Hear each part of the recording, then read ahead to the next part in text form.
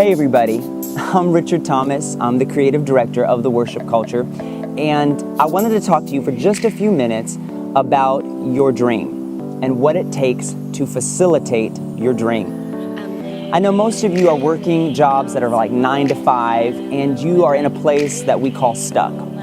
I know because for 12 years I was in a place called stuck. I was stuck answering tons of emails, I was stuck answering phones, I was stuck leasing condominiums and working on my real estate license, and I was stuck in a career that I was not happy with. In fact, a recent Gallup poll actually stated that 89% of Americans today are not happy with their job. They're not happy in this place called stuck. I wasn't happy, and the reason why I was so miserable is because I was given a set of creative genetic traits that would allow me to create in the earth, and I wasn't happy because I wasn't fulfilling that purpose. I'm talking to all of my creatives out there. I'm talking to you that are singers and songwriters, you're poets, you're graphic designers, you're media developers, you want to film movies, you want to be an actor, you want to be an actress. You are created by your creator to create in the earth, and a simple 9 to 5 job will not do. Here's a few steps that I have for you to help you with the inception of your dream. Step number 1. You have to decide, is this dream just an idea? Is it something that you're ambitious about? Or is it something that you breathe in?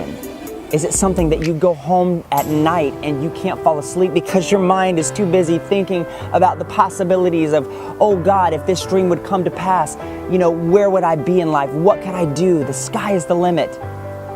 That will determine whether your dream is a God dream or if it's just a simple idea. Step number 2, write it down. The quickest way to test the waters is to write everything down on a piece of paper or in a notebook or on a computer laptop and begin to put all of your thoughts and your ideas about your dream down on paper. For those of you who are Christians, there's a chapter in the book of Habakkuk that talks about writing down your vision and making it plain, writing it on a tablet, writing it on a piece of paper, so that those that read it can actually follow it and run with it. If you have a vision that includes other people, you're going to want to write it down so that people can read it, so that your family members and your friends can understand it, and then they can grasp hold of your vision. Step number 3. Is your dream really from God? Or is it just an ambitious idea? So many times we go to God with our complaints and we want to pray and we want to talk to God about things, but have we asked the important questions? Have we gone to God and been vulnerable enough to open up and say, God, okay, here's my dream.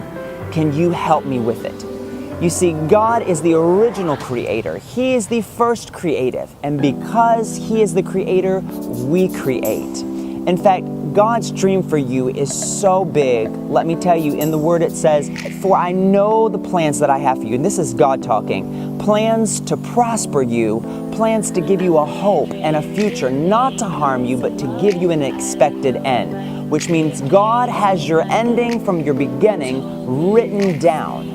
Do you have your dream written down? Have you taken it to God?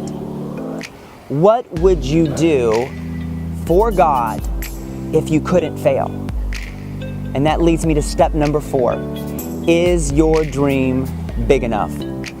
You see, if your dream is just confined within maybe just your circle of friends, or your dream for your family or for your kids, and maybe just for your little community or your little area of town, is it big enough? Because those that are going to be world changers, those that are going to be nation changers, and I'm speaking to creatives out there that have enough gifting to stand on a nationwide platform in front of 10,000 people and share the gospel through their art. Is your dream big enough? You serve a big God. Your dream should match how big God is. Number 5, who is your dream going to affect? You see, you can't bring your dream to pass by yourself. You're not an island. It's going to take people to bring your dream to pass. It's like the old saying, it takes a village to raise a child. Well, it's going to take a dream, or it's going to take a group of people to facilitate that dream that you have, especially if it's a big dream. It's going to take people who can see your dream once they've read it because you've written it down, and it's going to take people to sow into your dream because it takes finances to do anything in this life. Everything's expensive nowadays. And then it's going to take people who not only see your dream, sow into your dream, but people who will actually be the legs of your dream and will be able to walk your dream out. Who are you going to include with your dream? Who are you going to tell about your dream and share your dream with? Who's going to be a part of your dream? And last but not least, are you a student of your dream? You see, a lot of us go to school for one subject and we graduate and then we choose a whole different field. But are you willing to take the time at home? Are you willing to take the extra hours to study your craft? Do you want to be a singer? Do you want to be a recording artist?